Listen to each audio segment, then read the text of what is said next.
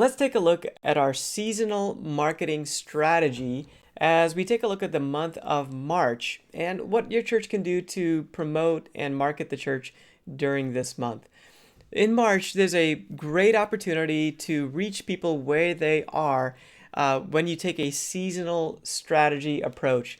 A good example of this is Starbucks. Starbucks, a little while ago, created this pumpkin spice latte, and with that, they created this seasonal approach when it comes to their marketing. It did three things. One, it created a time frame.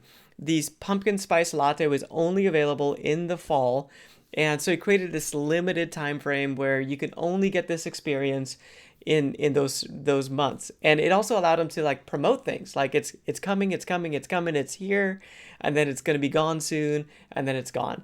So it created this really nice dynamic for them to promote Starbucks, drinks of all kinds, by using a seasonal approach in promoting the pumpkin spice latte. Now, this also created the second thing, which is an emotional connection to the season. So naturally, people's brains are wired that when the seasons are changes, there's certain emotions that come with that. So when you go from summer to fall, there's a change happening all around you.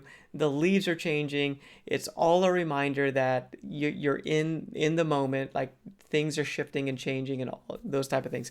So Starbucks is jumping on that wave to use what's happening naturally in the brains of people to then promote the company through this pumpkin spice latte. The third thing that we can learn from this approach, again, a seasonal marketing approach, is that they were able to then expand this strategy. So Starbucks, they did it with the pumpkin spice latte. It really worked. People got excited about it, created momentum and energy, and it created something new that they can promote. But it's new, but it's new every year at the same time. So people began to anticipate and look forward to it. And then they expanded that. So the next thing they did was they took Christmas and created some Christmas drinks. Now they have like the red cup at Christmas, which is again part of the Christmas experience for a lot of coffee drinkers. So they expanded on it. So they started with the fall, and then they went into Christmas, and then they have other things now. March, they even have some stuff that comes out in the spring. There's some summertime drinks that they promote. So they expanded on it. So it really works. It gives a very natural, it's using the natural rhythms of people's thinking to then promote the brand. So we can learn from that, and we can do something similar as a church. And that's what we're going to talk about here in the month of March, what to promote in March. I'm going to show you some graphics that we've created to give you an idea of what that starts to look like, to leverage the rhythm that people already have from within the context of the year to then promote the church through promoting certain types of events that you're already doing. So we want to create yearly rhythms that build excitement and engagement. So that's the big goal behind what we're talking about. So for example, in the church world, in January, and we've talked about this in previous videos, prayer and fastings are really good feel for January. In February, like relational type stuff is kind of a good idea. It's a relational type month with, Valentine's Day right in the middle. Now, March and April, Easter, like Easter outreach, baptisms, those type of things, spiritual growth. That's a good thing for, that March, April time frame. In the summer, you have small groups, serve days, outdoor events. Again, if you're thinking more from a marketing perspective and rhythms and taking advantage of how people are thinking, these are just ideas to kind of get your brain going. That's what this video is all about. How do we think like a marketer when it comes to our church? We're doing the things we're doing, but we're just thinking a little differently about when to position them to get the maximum impact out of our promotions. In the fall, it's a great time for a vision series, as we lead back into the fall. Back to Church Sunday or Back to Church that season is really good in like the September window. And then that leads up into Christmas. You have your candlelight services, your community outreach event that you might be doing. So again, that's what this starts to look like as you begin to think strategically about about this. Now, just to put it out there, you should listen to what the Holy Spirit is leading you to do. Let God do what He wants you to do, and that type of thing. But as you're thinking from a marketing perspective, this is just a good way to think about your year, so that it comes together. So by making key events feel like they're can't miss moments, your church can create traditions that draw people in year after year. In March, here's some things that we want to do. Okay, here's some a rhythm that we can create. Here's how we want people to feel. We want them to feel like it's a time for inviting new friends. We want them to feel like it's a time for growing closer to God. So if you think about it, in January, new people are coming into the church naturally, New Year's resolutions. So that season, we talked about that in a previous video, was about how do we onboard people quickly, baptisms, membership class, those type of things. In February, it's kind of a growth season, discipleship season. And then in March, it's time to invite new people again. So we want to create that rhythm. So we want to create some invite moments in March. That's a good way to look at it. We want to bring people closer to God. We want to also, number three, get them involved in the church. So as we kind of lead up into Easter, these are great things to try to keep in mind. So what does your church do naturally? You already do a lot of things in the church, but how do we line that up so it lines up with how people are thinking in this season? So again, I'm going to show you examples of what this looks like. So here are the very practical examples of how to think about this from a marketing perspective. So some sort of family and friends Sunday, that might be a great thing to promote. In fact, let me click over here. Let's see if I click here. Here we go. So we've created some graphics for you. I just want to show you these graphics. So at Church Brain Guide, we release these. Here's the month of March. Here's the releases of graphic kits for the month of March that you can take a look at and get some inspiration for what this looks like. So Family and Friends Sunday, we have three designs that all kind of come from different directions, depending on the feel that you want for your church. We like the idea of using a unique look so that things are they stand out. They should be on point with the brand. If your church is modern, they should look modern. So all these designs are kind of a modern, relevant design, and so we've got those type of looks for the family and friend. Okay, then serve teams, getting your serve teams promoted, talking about it. Like, hey, you should join a serve team. So whatever your process looks like for people to join a team, March is a really good time to roll that out.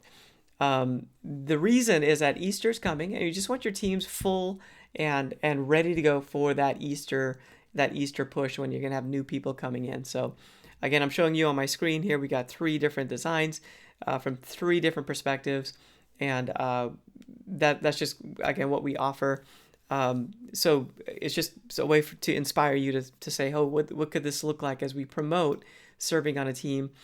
You can promote this in person by talking about it from the stage. You could promote it in the facilities. Maybe you have like a poster or something up in the lobby. You can promote it on social media, just kind of highlighting or promoting serve teams, or maybe you promote a person that is serving on a team on your social media and just kind of talk about them and what they do. So just a great time to talk about it. March is also kind of evangelistic season, so we'll get to that here in just a second. So the idea that maybe there's a sermon series that is more evangelistic, that might be a good idea for March. Worship night's another good one where you can draw people closer to God as we lead into Easter. So taking a moment to pause and have some sort of worship night, that'd be a great fit. So again, here's the flow. So the beginning of the month is a great time. Again, January, there's new people coming in. Typically, February, there's not a lot of new people coming in. But in March, if we can kind of kickstart that and say, hey, we have a Family and Friends Sunday. We want you to invite your family, your friends, come to church. There could be a special activity that's ready to go. And, like an after church party, if you will, like a social, maybe give away ice cream sandwiches or something like that. It can be very simple, but create an environment for invites to take place. From there, we want to get our serve teams filled up, so we want to promote those. And then from there, we want people to grow closer to God with a worship night. And then that leads into Easter, so we're turning people's attention towards praying and believing for a great harvest at Easter. So great flow for the month of March. And then I did go ahead and put Easter into the month of March, even though technically it's in April. The idea is that we want to get Easter prepared well in advance. All the promotions, the strategies, everything else we're going to do surrounding Easter. We want to have that all ready to go in the month of March so that rollout is going to be solid. We're going to roll Easter out for about 4 weeks before Easter actually arrives. So that, again, that might a lot of times that's going to happen in the month of March leading into April. So we want to make sure we get everything ready to go.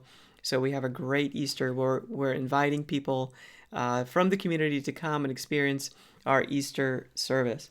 Okay, so those are the promotions we recommend for the month of March, and the mindset that we recommend. Again, you're doing these things a lot of times.